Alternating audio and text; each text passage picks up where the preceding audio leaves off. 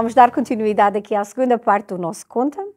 Eu estava aqui a dizer ao Sr. Padre Cabral, isso é que mais homilias que ele faz, ele diz que agora já está mais controlado. Comedido. Pronto.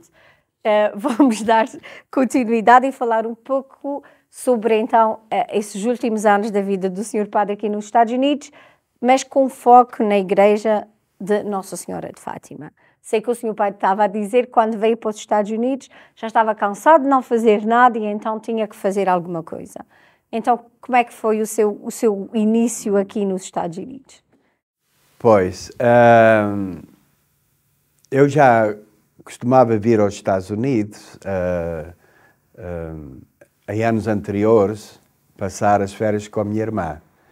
E eu lembro perfeitamente que de uma vez ainda era estudante, estava em Lisboa e eu vim cá e eu não fui capaz de estar esse tempo todo sem fazer nada. Eu encontrei um português que era carpinteiro e ofereci-me se precisava de um ajudante. E o homem deu-me trabalho. E o homem, eu não sabia pregar um prego, não sabia fazer nada. Aprendeu. O que é certo é que o homem ia-me buscar e trazer para trás, e ainda por cima me pagava. E a minha ideia era simplesmente pagar a viagem, o custo da viagem à minha irmã. E ela olha para mim e diz-me assim, eu já sabia que era por isso, porque ela não podia, nem queria, nem por nada. E ela disse, eu percebi que era por causa disso. Mas olha, tu precisas disto e disto, agora vamos às compras, vamos comprar para tu levares. Lá se foi o dinheiro embora. Mas por uma boa causa. Desta vez assim, bem, agora não vou para ajudar nenhum carpinteiro, agora nem pedreiro, agora vou já sou padre, agora vou à diocese. Pois, eu não sabia falar inglês, assim, como é que eu vou à diocese? Eu não queria dizer nada lá em casa, não queria que eles fossem comigo. Disse assim, e agora como é que eu vou fazer? Encontrei um português em Spravidence e eu disse-lhe assim, olha, tu não te importavas ir comigo, nem sabia onde é que ficava, não é? E levares-me à diocese porque eu gostava de falar lá sobre uma coisa. E o rapaz foi comigo. Mas a questão era o que é que ninguém vai compreender, porque eu não sei falar inglês. Pois, às vezes, como Deus trabalha, eu entro e a primeira pessoa que eu vi falava alemão. O Mancini Barsani, entretanto, já faleceu, que estava lá no escritório, na diocese. Eu fiquei radiante, assim, uau, como Deus trabalha. Então contei-lhe a minha história. Disse, olha, estou aqui, se precisarem de mim em algum lado, eu poderei ajudar. O homem achou interessante. Nessa altura ainda estávamos muito longe, foi precisamente no ano em que aconteceu aquela coisa em Nova Iorque, não é? Portanto, tudo era muito mais fácil nessa altura, mesmo com a imigração. Ele disse-me assim, olha, o seu bispo não está, quando ele vier eu vou falar com ele e ele vai lhe mandar uma carta, certamente, vai dizer alguma coisa. De facto, passado poucos dias, recebo a carta do seu bispo, Malvi, agradecer a minha disponibilidade e que me dava boas-vindas e se eu estivesse disponível que poderia ajudar em Bristol. Portanto, a primeira paróquia que me acolheu quando cheguei aqui aos Estados Unidos foi a Santa Isabel. E eu fiquei todo feliz. Portanto, e foi precisamente na altura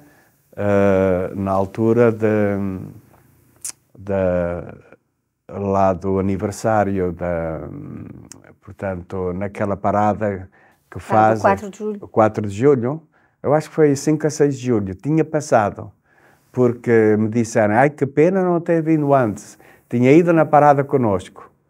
Eu disse assim, eu não sabia que parada era sequer, nem fazia ideia do que era. Depois, nos outros anos, passei a ir. Portanto, vim a saber uma coisa interessante. Como é que Deus trabalha? Vim a saber que o padre Bailey um padre que falava português, mas que penso que não tinha ascendência portuguesa. Que tinha estado por uns anos, mas que iria para outra igreja. Portanto, nesse ano, em 2001, o padre Furlan, que era o pároco de Santa Isabel, iria ficar sozinho. E ele não falava português. E a igreja de Santa Isabel, nessa altura, tinha 5 missas. E tinha 2 em português. Portanto, a minha chegada a Santa Isabel foi muito bem vinda. As pessoas penso que ficaram contentes. Continuámos com as nossas celebrações. E eu aqui queria realmente agradecer o padre Furlan, porque embora ele não falasse português e eu não falasse inglês, nós entendíamos às mil maravilhas. Claro, com os pés, com as mãos, lá nos entendíamos. A língua de Deus, claro. Entendíamos-nos. E sempre me acolheu, sempre me apoiou, e eu sempre me senti feliz lá. Gostei muito de estar em Bristol, agradeço muito àquela gente boa de Bristol, e tenho muita admiração, porque foi, para mim, foram 2 anos e meio. Eu comecei a aprender um bocadinho de inglês por mim, autodidata, procurei ajuda a um ao outro, mas depois, passado algum tempo, por motivos profissionais, não podiam. Portanto, e depois de Bristol, o seu padre vai para onde? Aqui acontece uma situação, nem sequer imaginava, não é? Nem sequer imaginava. É que o padre Cardoso, que estava no West Warwick, tem uma trombose. Mas aquelas deitar abaixo. Foi uma trombose muito séria. E ele ficou muito debilitado. Teve muito tempo portanto, em reabilitação. E, na altura, a melhor solução que encontraram foi pedir-me para eu ir para o West Warwick. 2 anos e meio, estava em Bristol. O problema é que o West Warwick e muitos dos portugueses no West Warwick já são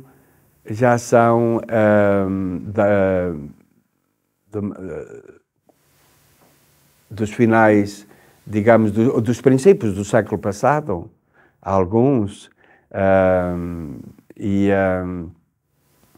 e portanto, os filhos, portanto, eram daqueles primeiros portugueses ali no West Warwick, que já não falavam português.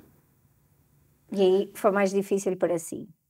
Foi porque o West Warwick, eu penso que a igreja está a celebrar 90 e poucos anos este ano, é uma igreja muito mais antiga do que em Cumberland. Muitos desses paroquianos já não falam português. Portanto, todas as reuniões tinham que ser em inglês. Ora, isso para mim foi muito difícil. Primeiro, a dificuldade em comunicar com essa gente. E depois, nas próprias reuniões, tinha que ter sempre alguém para me traduzir. Portanto, as minhas limitações eram imensas. Mas aqui há uma coisa muito importante, eu quero agradecer a todos no West Warwick. É que aquela gente é tão boa que, embora vendo as minhas limitações linguísticas, estavam-me sempre a encorajar. Seu padre, vá para a frente, faz muito bem. Faz muito bem. E aqui acontece uma história que eu te quero contar, que é muito, muito interessante. Como é que Deus trabalha? Eu cada vez fico mais surpreendido com os caminhos de Deus.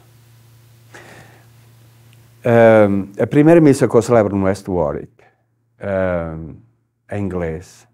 Em inglês, porque eu estava sozinho. Tinha missa em inglês e missa em português. Com o português não havia problema. O problema era o inglês.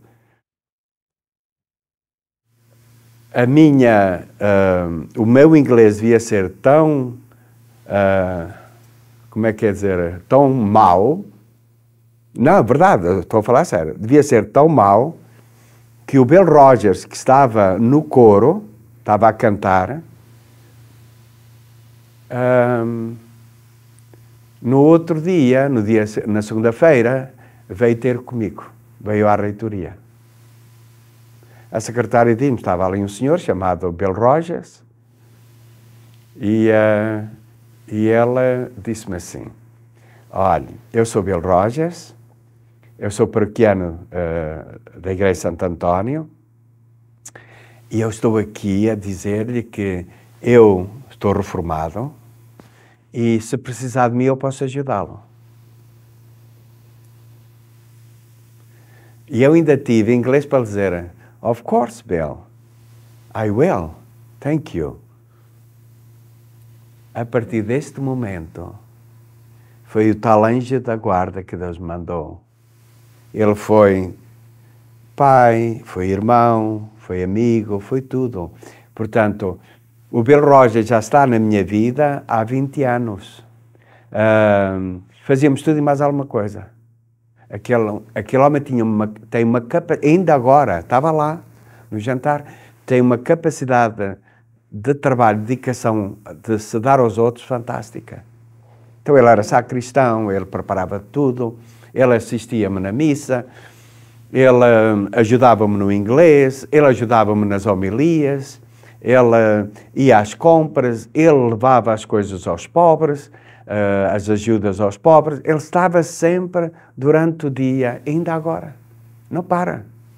E na verdade, foi assim, também o Alex, um diácono fantástico, que hoje é diácono, que não tem ascendência portuguesa, italiana, mas uma pessoa com uma humildade, aquela gente está-me no coração por causa disso, porque se fosse no outro lado, se fosse no outro sítio, eles tinham-me corrido lá para fora.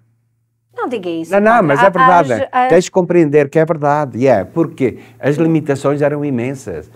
Eu próprio sentia isso. Eu próprio sentia isso. Porque eu pensava que lá se falasse mais português. Mas não. Pronto, mas eu continuei e foi muito bom. E foi muito bom, portanto, tudo aquilo que Deus me deu para viver. Agora, eu chego e vejo a paróquia numa situação de carência de renovação. Portanto, muitas carências. Portanto, quer a igreja, fora e dentro, portanto, a parte da reitoria, portanto, estava mesmo a precisar. Eu tenho a certeza que se nós não tivéssemos tido a coragem de deitar mãos à obra, a nossa igreja era fechada, porque não tinha condições. E, portanto, não restou outra alternativa. Agora, as mangas, ir à luta e irmos para o trabalho. Mas sabes uma coisa? Aquela gente é tão boa, que estavam-me sempre a encorajar a fazer mais e mais. Isso é uma coisa que eu nunca esquecerei. Eu só dizia, vamos devagar, uma coisa de cada vez, porque as pessoas, e mais, pedimos $1.500 a cada família. E muita daquela gente vive com suas reformas.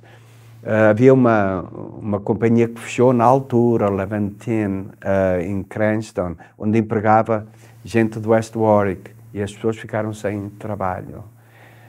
E estávamos no meio dessa campanha das obras, não é? E eu lembro-me de um dia, uma senhora chegar à sacristia a chorar, com o envelope na mão. E eu perguntei-lhe o que estava a passar, e ela disse, sou padre, eu perdi o trabalho, estamos numa situação difícil. E eu fiz a minha promessa para ajudar a nossa igreja, eu venho trazer o dinheiro. Eu disse-lhe, não tens que dar o dinheiro, o nosso Senhor já aceitou a tua oferta, leva o dinheiro, fica tranquila. Aliás, quando lançámos a campanha, nós dissemos isso, se houvesse alguma contrariedade, que nos preocupassem, e ela não quis levar o dinheiro, deixou lá. Tu conheces aquela gente do West Warwick. E na verdade, eu tenho-os no coração por isso. Gente boa. Portanto, para eles um beijinho.